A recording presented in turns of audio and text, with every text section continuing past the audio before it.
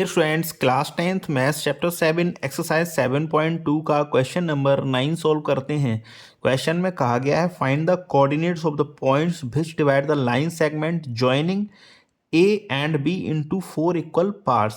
Means कोई line segment है जो कि 4 इक्वल पार्ट्स में डिवाइड हो रहा है, तो जो पॉइंट्स उसको 4 इक्वल पार्ट्स में डिवाइड कर रहे हैं उस पॉइंट के हमें कोऑर्डिनेट फाइंड करने होंगे। तो जैसे मान लो हमारा कोई ए और बी कोई लाइन सेगमेंट है, ये पी क्यू आर से डिवाइड हो रहा है 4 इक्वल पार्ट में। एक पार्ट ए पी, दूसरा ए पी क्यू, तीसरा क्यू आर एंड चौथा आर बी।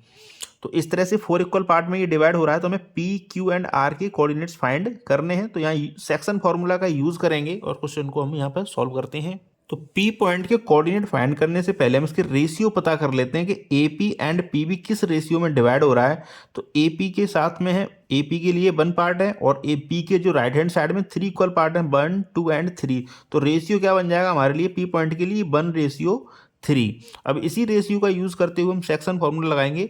और सेक्शन फॉर्मूला हमारा क्या होता है, सेक्शन फॉर्मूला होता है एक्स कोमा पाई बाई, मीन्स जिस कोऑर्डिनेट के हमें जिस पॉइंट के हमें कोऑर्डिनेट फाइंड करने होते हैं वो इक्वल किसके हो जाता है, m2 x1 plus m1 x2 divide by m1 plus m2 comma m2 y 1 plus m1 y 2 divide by m1 plus m2। तो जो हमारे लिए यहाँ पर m1 और m2 हो जाएगा वो हो जाएगा 1 एंड 2। तो m1 हमारे लिए 1 है एंड m2 हमारे लिए 3 है। तो लिखते हैं the coordinates of point P is equal to, तो m2 हमारे लिए 3 है, तो लिखेंगे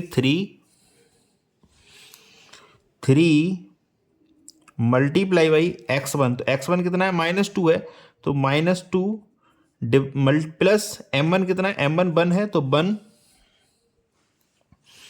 1 मल्टीप्लाई बाई x2 हमारे लिए यहाँ पर 2 है, तो लिखेंगे 2 divide by 1 plus 3 means m1 plus m2 comma इसी तरह m2 हमारे लिए 3 है, तो 3 मल्टीप्लाई बाई 1 कितना है, 2 है, तो 3 मल्टीप्लाई बाई 2 प्लस m1 कितना है हमारे लिए, m1 है 1, तो 1 मल्टीप्लाई बाई 2 कितना है 8 अपॉन 1 प्लस 3।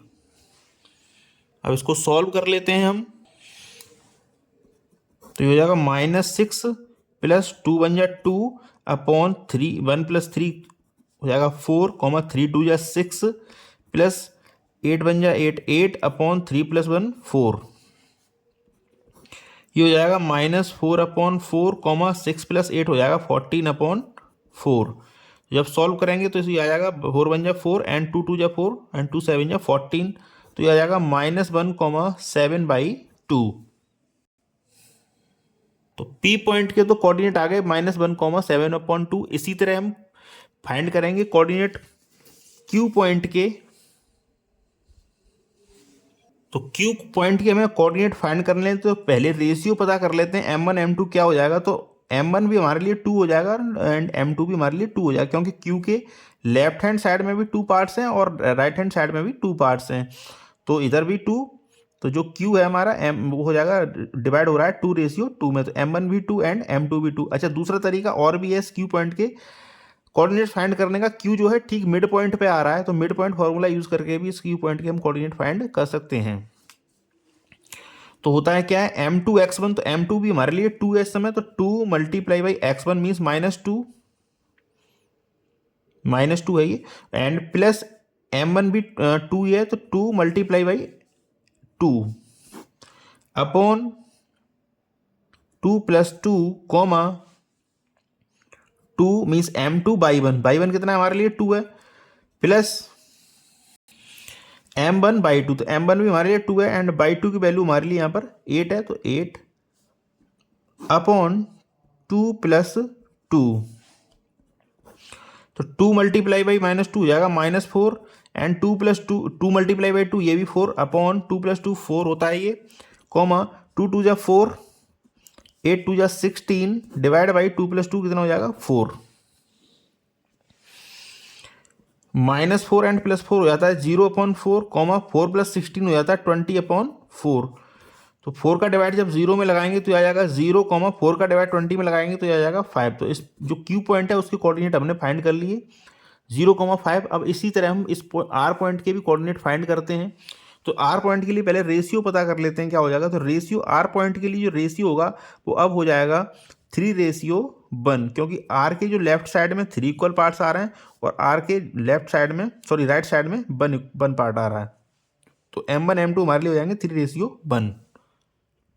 अब हमें आर पॉइंट के लिए रेशियो पता चल चुके हैं 3:1, तो पुट कर देते हैं। तो क्या होता है M2x1 मीन्स M2 की जगह हम पुट करेंगे 1, तो 1 multiply by -2 plus 3 multiply by M2x1 हो गया एंड प्लस M1x2।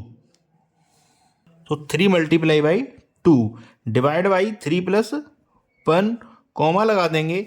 अब हम बाई कोऑर्डिनेट के लिए लिखते हैं। तो क्या होता है M2/1, तो M2 कितना है हमारे लिए, M2 है 1, तो 1 मल्टीप्लाई बाई 2।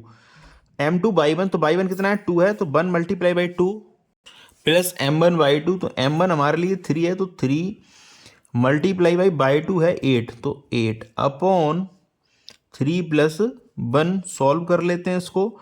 तो -2 का मल्टीप्लाई बाई 1 में करेंगे तो ये हो जाएगा -2 एंड 3 का मल्टीप्लाई 2 में करेंगे 3 2 या 6 एंड 3 प्लस 1 होता है 4, ऐसे 2 बन जा 2 हो जाएगा ये एंड 8 3 या 24 अपॉन 3 प्लस 1 4।